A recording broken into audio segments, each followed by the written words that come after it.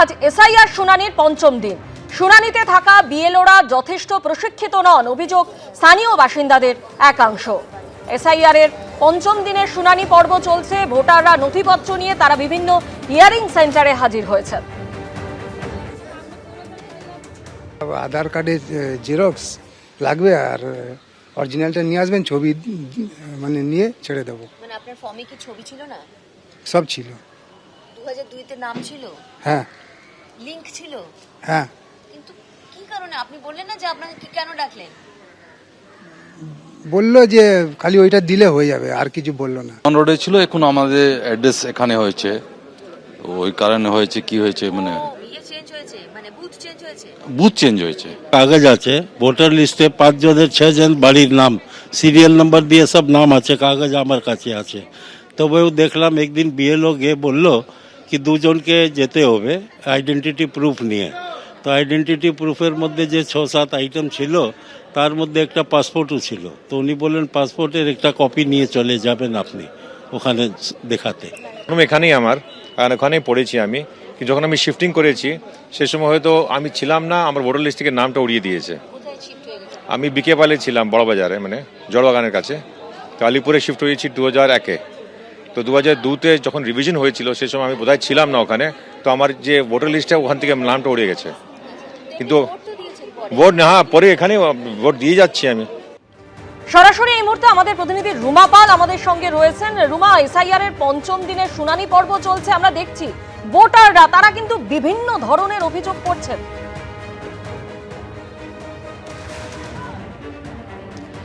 দেখো, এই মুহূর্তে রয়েছি একদম multipurpose government girls high school এবং সেখানে মিশ্র প্রতিক্রিয়া পাওয়া গেছে। যেক্ষেত্রে বেশ কয়েকজন ভোটারের সাথে কথা বলেছি এবং সেক্ষেত্রে একজন সিনিয়র সিটিজেন, তার বক্তব্য ছিল যে তার স্ত্রী এবং তার গ্র্যান্ডসনকে ডাকা হয়েছে এবং সেক্ষেত্রে এরকমটাও তিনি অভিযোগ করেছেন যে বিএলও যে এবং যারা রয়েছেন তারা ওয়েল ট্রেন্ড নয়। কারণ ওয়েল ট্রেন্ড হলে তারা কিন্তু ডকুমেন্টস যেগুলো আনতে বলেছিলেন সেই ডকুমেন্টসই তিনি এনেছেন। সেক্ষেত্রে এখন বলা হচ্ছে যে 87 সালের পরে জন্ম বলে তার গ্র্যান্ডসনের, সেক্ষেত্রে তার বাবা মারও সমস্ত ডকুমেন্টস লাগবেন বলবে।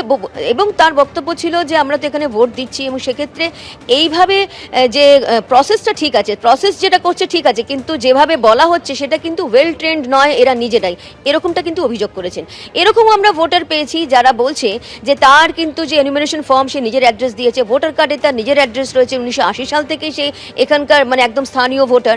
কিন্তু দেখা যাচ্ছে তাকে ডেকেছে যে নোটিশ এসছে অন্য অ্যাড্রেসে এবং তাকে বলা হচ্ছে যে এই অ্যাড্রেস রয়েছে। সেক্ষেত্রে অবশ্যই তিনি এসেছিলেন এবং তিনি বলেছেন যে অ্যাড্রেসে তার এসছে সেটা কিন্তু তার নিজস্ব অ্যাড্রেস নয় এবং এই কারণে কিন্তু তার আধার কার্ডের সমস্ত ফটোকপি তিনি দিয়ে গেছেন এবং সেক্ষেত্রে তার বাবার যেমন 96 ইয়ার্স ওল্ড এবং সেক্ষেত্রে তার বাড়িতে কিন্তু যেতে বলেছেন, যে বাবার ক্ষেত্রে যদি হয় সেটা কিন্তু বাড়িতে গিয়ে হিয়ারিং হবে। মানে অ্যাড্রেসটা তার নিজস্ব অ্যাড্রেস যেটা তিনি দিয়েছিলেন তা আসেনি, এসেছে একদম অন্য অ্যাড্রেস।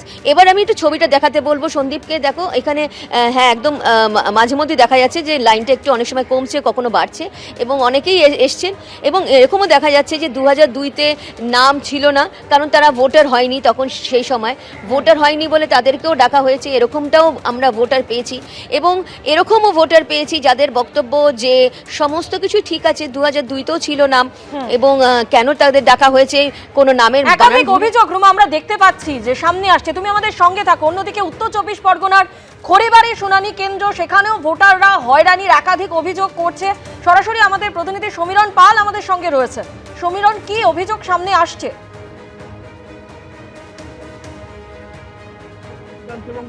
বিধানসভা সেখানকার যে ভোটারদের শুনানি এই বারাসাত 2 নম্বর ব্লক খড়িবাড়িতে হচ্ছে। আমরা এই মুহূর্তে খড়িবাড়িতে রয়েছি। ক্যামেরাম্যান কৌশিক কর্মকার তোমাকে ছবিটা দেখাচ্ছে যে লম্বা লাইন এবং তাদেরকে 14 কিলোমিটার দূর থেকে আসতে হচ্ছে খড়িবাড়িতে, যারা মধ্যমগ্রামের বাসিন্দা। কেননা মধ্যমগ্রাম শহর থেকে খড়িবাড়ি দূরত্ব বিভিন্ন জায়গা থেকে কম বেশি 14 কিলোমিটার, অর্থাৎ 14 কিলোমিটার দূর থেকে তাদেরকে আসতে হচ্ছে এবং তাদেরকে অনেকটা হয়রানি হতে হচ্ছে। আমাদের সঙ্গে রয়েছেন তৃণমূল পুর প্রধান নিমাই ঘোষ এবং আমি নিমাই বাবুর সাথে কথা বলার চেষ্টা করবো যে এই যে আপনার পুরসভার এখানে শুনানি হচ্ছে সেখানে সাধারণ মানুষের কি সমস্যা হচ্ছে? দেখুন সাধারণ মানুষের প্রথমত মধ্যমগ্রাম শহর থেকে এখানে আসা তাদের পক্ষে খুব টাফ। একটি মাত্র বাস রুট এবং সেই বাস রুটে প্রচণ্ড ভিড় হচ্ছে। দ্বিতীয়ত এখানে টোটো অটো যা চলে রাস্তার বিষণ্ণ মানে কাজ হচ্ছে বাদুর মুখটাতে, বাদুর টার্নের ওখানে একদিকে জলের লাইন আর একদিকে রাস্তার কাজ হচ্ছে, প্রচণ্ড জ্যাম, সঠিক টাইমে পৌঁছতে পারছে না। হাজার হাজার মানুষ চরম কষ্টের মধ্যে এইখানে তারা পৌঁছাচ্ছে। নিজস্ব যারা টু হুইলার আছে বা গাড়ি ভাড়া নিয়ে আসছে, অনেক ওয়ার্ডের কাউন্সিলররা তারাও বাস টাস করে দিয়েছে, সেই বাসে করে আসছে, কিন্তু রাস্তা এত জ্যাম। এটা আপনারা জেলা প্রশাসনকে জানিয়েছিলেন যে মধ্যমগ্রাম শহর থেকে খড়িবাড়ির দূরত্ব এতটা এবং এখানে কি করে শুনানিতে আসবে?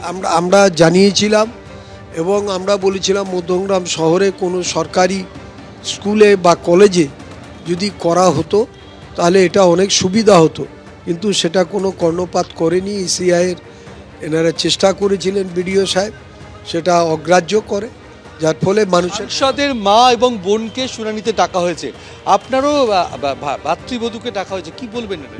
দেখুন, আমাদের 4 সাংসদ ডাক্তার কাকুলি ঘোষ দস্তিদার, তাদের বাড়ি হচ্ছে দিগবেড়িয়াতে 232 নম্বর পার্টে তাদের ফ্যামিলির নাম আছে এবং তারা নোটিশ পেয়েছে আজকে তাদের হিয়ারিংয়ের ডেট। এবং আমার ভাইয়ের বউরও 2002-এ নাম আছে এবং তাকেও হিয়ারিংয়ে ডেকেছে, সেই হিয়ারিংয়ে অ্যাটেন্ড করে সেও চলে গেছে। সকালবেলায় আসছে, সন্ধ্যে পর্যন্ত 7টা পর্যন্ত হিয়ারিং হচ্ছে, না খেয়ে দে।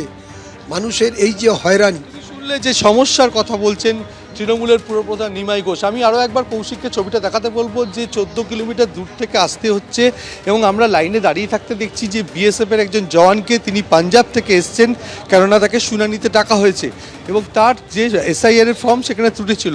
আপনি কোথা থেকে এসছেন এবং কেন আসতেন? পাঞ্জাব থেকে এসেছি এসআইআর এর জন্য, সেই লিস্টের হিয়ারিংয়ের জন্য এসেছি। কি বলা হয়েছে? হিয়ারিংয়ে কিছু বলা হয়নি, জাস্ট আমাকে ডেকেছে এই জন্য লাস্ট 31শে ডিসেম্বর। কারণটা কি? কারণটা তো আমি সঠিক বলতে পারবো না এখানে, কারণটা কিসের জন্য ডেকেছে। 2002-এর তালিকায় নাম আছে? না, আমার নেই, আমার বাবার আছে। সুদূর পাঞ্জাব থেকে আসতে হলো? পাঞ্জাব থেকে এসেছি।